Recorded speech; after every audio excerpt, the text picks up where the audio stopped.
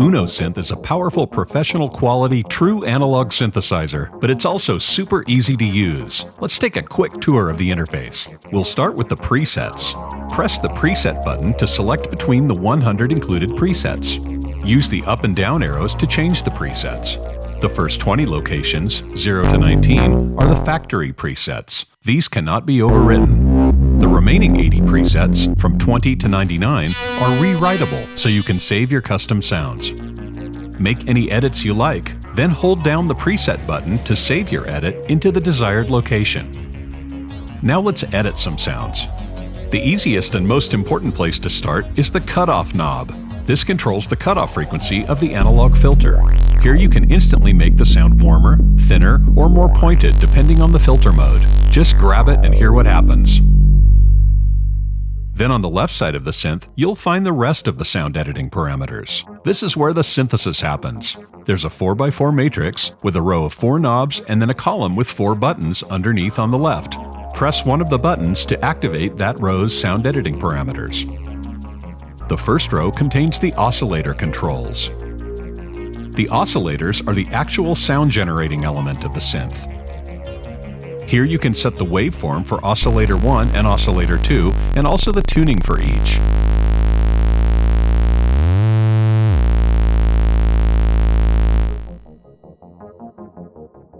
To set the volume for each oscillator, as well as for the white noise generator, press and hold the oscillator button at the left to access these secondary parameters.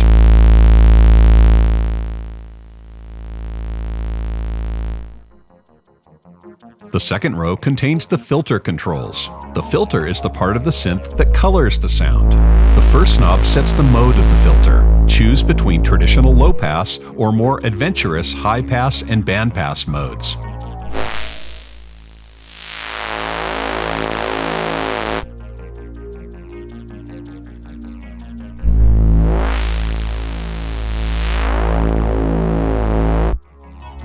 Next is the resonance control. This sets how loud the peak is at the cutoff frequency. At high resonances, the filter will create a sharp whistling tone.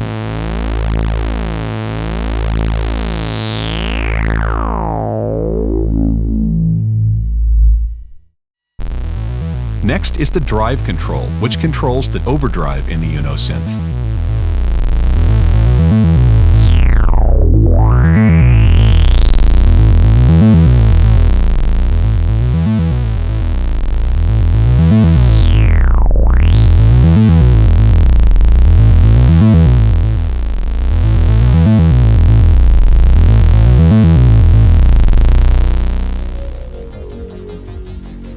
The fourth knob in the filter row controls the filter envelope amount. This sets how much the filter envelope will affect the cutoff frequency.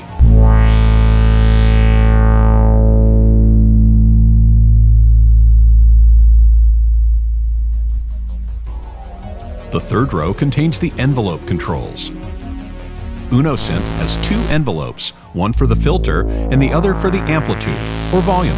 Set the filter envelope attack and decay to open and close the filter envelope for colorful tonal animation. Make sure you have the filter envelope amount control turned up so that the filter envelope has some effect. The next 2 controls set the attack and release for the amplitude envelope. Here's where you determine how the sound's volume fades in and then trails off after you release the key, attack and release respectively.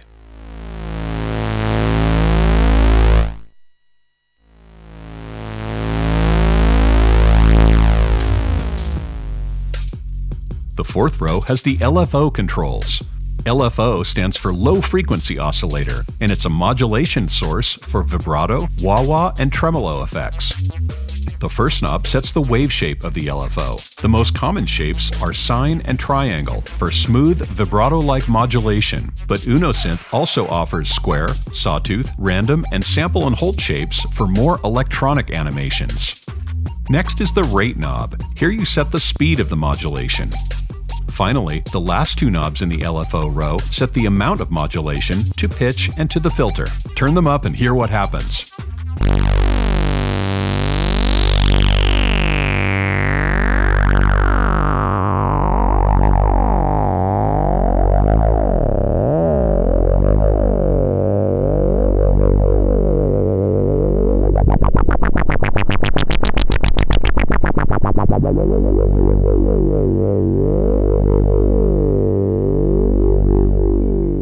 Below the 4x4 matrix, there are 6 performance buttons. These are instant modulation effects that you can perform in real time, either with your own played notes or with notes played from the sequencer or arpeggiator.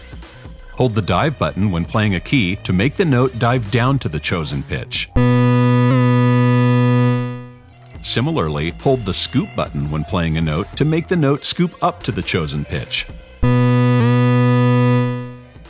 The vibrato button adds pitch modulation to the sound. Press it while any note is playing to instantly add musical vibrato to your performance.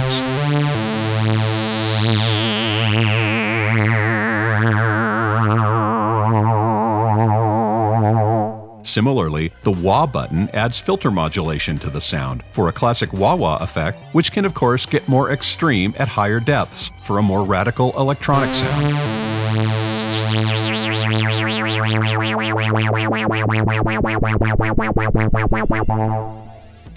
Finally, the trem button adds amplitude or volume modulation to the sound, letting the sound go in and out, like the tremolo effect on so many classic tube guitar amps.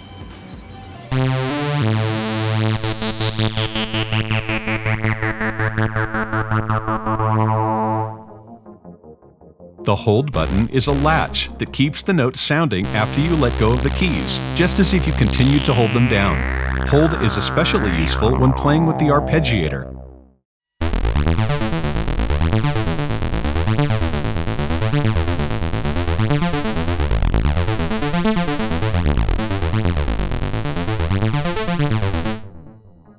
Then further over at the right, there are 2 buttons to control the sync delay effect.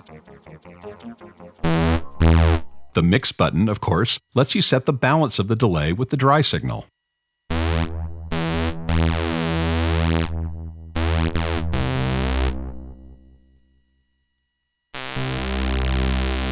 Press the time button and use the up-down arrows to adjust the delay time.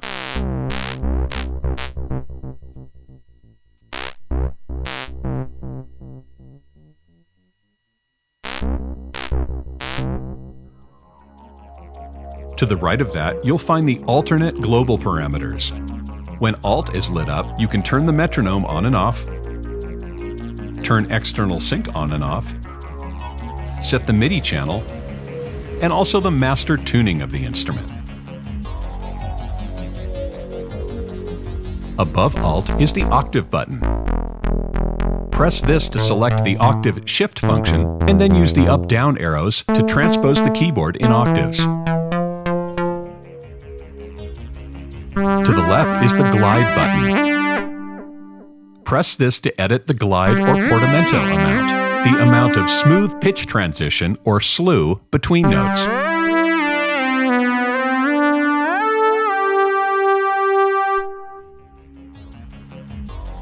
Then there's the Scale button. UNO Synth defaults to a traditional Western chromatic scale, but when you press the Scale button, you can select between other musical scales for added expression and creativity.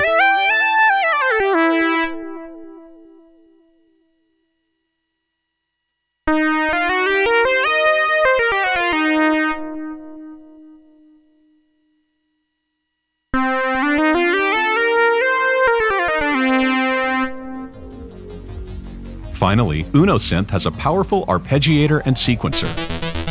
Press the ARP button to activate the arpeggiator, and then play a chord to hear it in action. Use the direction and range buttons to adjust the arpeggio parameters.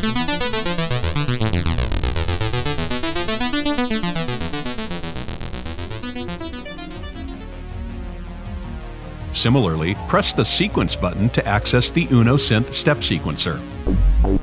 Press play to hear what's already been programmed, or just press record to start recording, either step by step or in real time.